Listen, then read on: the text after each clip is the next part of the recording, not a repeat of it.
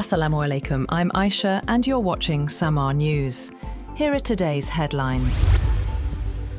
Iran says it will only accept what it calls a fair and comprehensive agreement in ongoing negotiations with the United States. Foreign Minister Abbas Araghchi stated that Tehran remains committed to protecting its legitimate rights and interests during the talks. The remarks come as Washington signals progress in diplomatic efforts to resolve the conflict.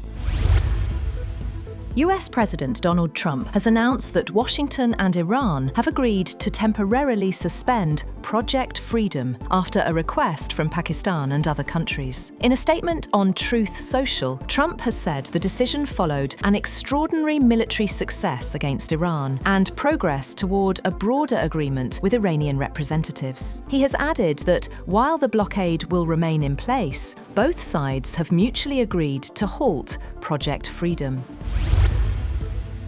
Prime Minister Shehbaz Sharif has thanked US President Donald Trump for announcing a pause in the Strait of Hormuz operation. In a statement, Sharif praised what he called Trump's timely decision, saying it reflects constructive leadership during a sensitive period. He also acknowledged the role of regional partners, including Saudi Arabia, in supporting de-escalation efforts, and reaffirmed Pakistan's commitment to dialogue and peaceful resolution.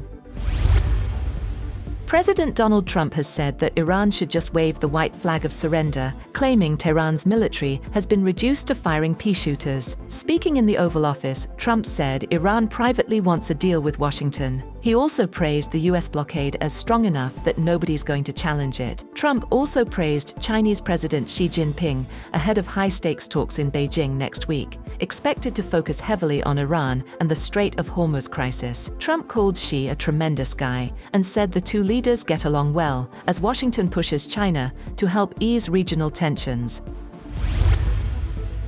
The Ministry of Defense of the United Arab Emirates has claimed that it came under missile and drone attacks for a second consecutive day, raising regional tensions. However, Iran has denied any involvement, with its Islamic Revolutionary Guard Corps, IRGC, stating that no such operations had been carried out in recent days. If any action had been taken, we would have announced it firmly and clearly, the IRGC has said in a statement, rejecting the UAE's claims as absolutely denied and devoid of any truth.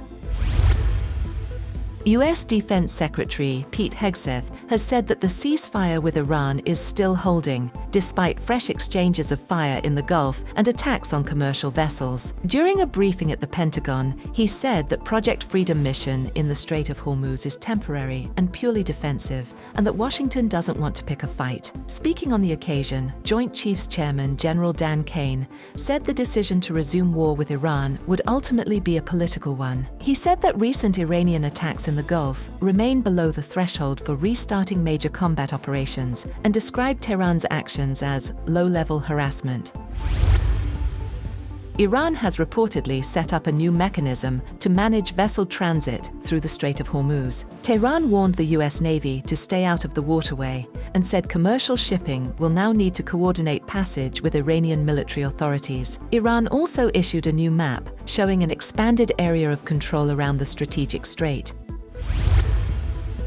The United Arab Emirates has restricted its airspace following Iranian missile and drone activity in the region. Authorities say flights are now limited to approved routes, with emergency security protocols activated after air defenses intercepted incoming threats. Several flights were diverted or delayed as officials moved to secure the country's airspace amid rising tensions.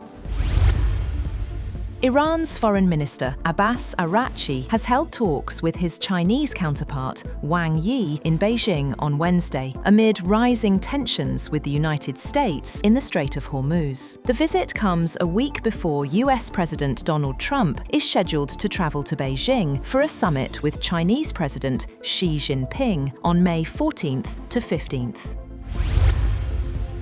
The Saudi Arabia's Ministry of Foreign Affairs has expressed deep concern over rising regional tensions, urging all parties to de-escalate, avoid confrontation, and exercise restraint. In a statement, the ministry has said it fully supports Pakistan's mediation and diplomatic efforts to reach a political solution, warning that the current situation threatens regional stability and broader global security.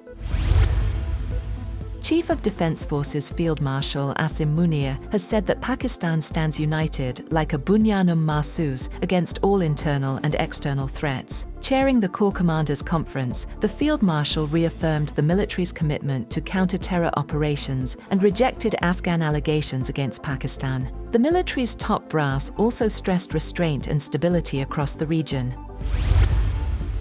Russian drone and missile attacks have killed at least 27 people across Ukraine, just days before a planned unilateral ceasefire by Russia is set to take effect. Ukrainian authorities have reported that Russian glide bombs struck the southeastern region of Zaporizhia on Tuesday, killing at least 12 people after hitting a car repair shop and residential buildings. Spain has granted permission for a luxury cruise ship affected by a deadly hantavirus outbreak to sail to the Canary Islands after being anchored off Cape Verde. The Spain's health ministry has said the decision followed guidance from the World Health Organization, which determined that Cape Verde lacked the capacity to receive the 147 crew members and passengers aboard the MV Hondius. Iran's Football Federation chief, Mehdi Taj, says guarantees are needed before the national team travels to the United States for the upcoming World Cup. He stated that FIFA must ensure respect for Iran's institutions, including the IRGC, during the visit. The remarks follow an incident in which an Iranian delegation was turned back at the Canadian border, citing alleged disrespect by immigration officials.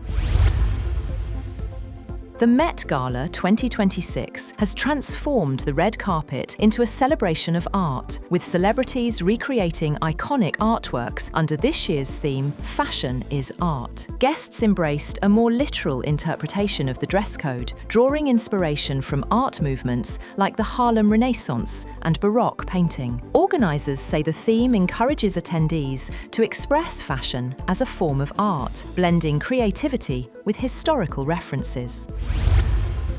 That's all for now. For more updates, visit www.SAMAA TV.